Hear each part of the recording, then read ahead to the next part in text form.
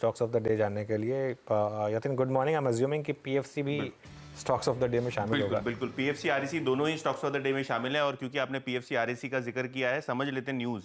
देखिए, वीकेंड जो था उसमें आरबीआई ने एक सर्कुलर जारी किया जिसके अंदर इंफ्रा फाइनेंसिंग को लेके ज़्यादा प्रोविजन करना पड़ेगा। पहले से आपको ज़्यादा प्रोविजन यहाँ रखना पड़ेगा, जिसके कारण पूरे के पूरे पीएसयू बैंक्स, आरईसी, पीएफसी जैसी कंपनीज पे इंपैक्ट आता हुआ दिखाई पड़ रहा है।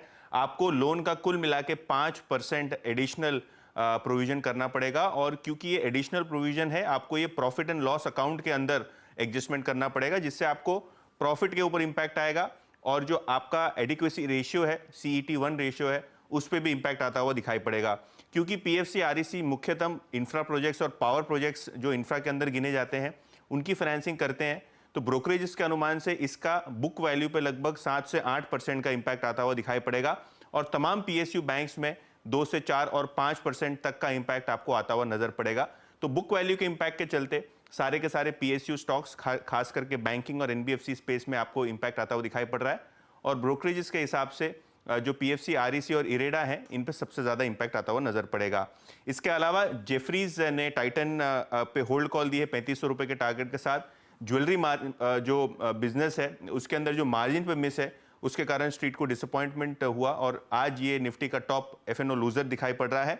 और Kotak Mahindra bank clearly Nifty का टॉप गेनर। और यहाँ आप देखेंगे तो नोमुरा, जेपी मॉर्गन जैसे बड़े ब्रोकरेजेस ने अपग्रेड किया है। In fact target most of the brokerages के 1900 से 2000 के रेंज में है। और अच्छे रिजल्ट्स के बाद यहाँ अपग्रेड आता हुआ नजर पड़ रहा है ब्रोकरेज हाउसेस की तरफ से, जिसके बाद एक स्टॉक में 5% का गैप अप आप देख रहे हैं। ओके, बिल्कुल। बहुत तेज़ वॉलेटिलिटी मार्केट में समय। यतिन, बहुत बहुत शुक्रिया। हालांकि बैंक निफ्टी कोशिश कर रहा है, कर्टसी कोटक महिंद्रा बैंक, एक थोड़ा सा सपोर्ट की। एक बार ओरेकल फाइनेंशियल सर्विसेज लेकर आइए, OFSS। यहाँ पर मोमेंटम अच्छा खासा इस समय। डी हाई पर OFSS, ये आशीष बहेती जी का पिक था आज सुबह, आई थिंक टॉप कॉल्स में था ये। आशीष जी, आपके टारगेट के काफ़ी करीब और स्क्रीन पर ये तेज़ी हुई। क्या करें इस ट्रेड में? जी अनुज जी, बने रहने की ही सलाह रहेगी, क्योंकि हमें लग रहा है कि शायद यहाँ पे शॉर्ट कवरिंग और देखने मिल सकती है, स्पेसिफिकली मिड कैप आईटी में। तो सिर्फ जो स्टॉप लॉस है उसे ट्रेल करके आप ऊपर ले आए, 7750 के करीब का बेसल रखें। और हमें लग रहा है कि इसमें 8000 और 8050 तक के लेवल्स देखने मिल सकते हैं। 8000, 8050 तक के टारगेट यहाँ पर देख सकते हैं। तो ये स्टॉप लॉस को ट्रेल कर लें और देखते हैं किस तरह से मार्केट यहाँ पर रहने वाला है। एक बार इस वॉलेटिलिटी को समझने की कोशिश करते हैं। देखिए, एक चीज़ अब आप समझ लीजिए, ये मार्केट अब पूरी तरीके से मूव करेगा इलेक्शन के ऊपर। अगला जो फेज़ है, अब कल के फेज़ के बाद 50% इलेक्शन पूरा हो चुका होगा हमारा। तो अब काफ़ी लोग बात करेंगे कि सट्टा बाज़ार में क्या नंबर चल रहा है, ओवरऑल क्या नंबर चल रहा है। कुछ लोगों के अपने खुद के एग्जिट पोल्स होते हैं, वो क्या नंबर्स चल रहे हैं, उन सब पर बात होगी।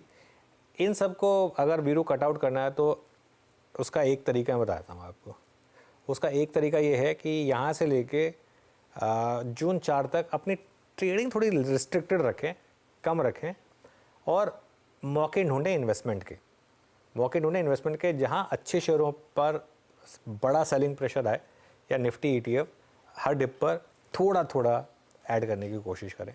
क्योंकि ये वॉलेटिलिटी रहने वाली है सिर्फ अगले 1 महीने, उसके बाद मार्केट में वापस ट्रेंड आएगा। तो अगले 1 महीने थोड़ा सा मुझे लग रहा है कि ट्रेडिंग पोजीशंस को लाइट रखें, क्योंकि वरना दोनों साइड के स्टॉप लॉस ट्रेड होंगे। आज जैसे फॉर एग्जांपल, आज मेरे ख्याल से एक ट्रेडिंग में दोनों साइड लोगों का पैसा गया होगा।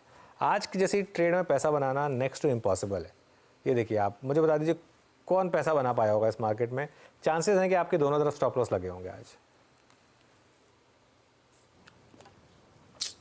सही बात है। और इसीलिए अगर आप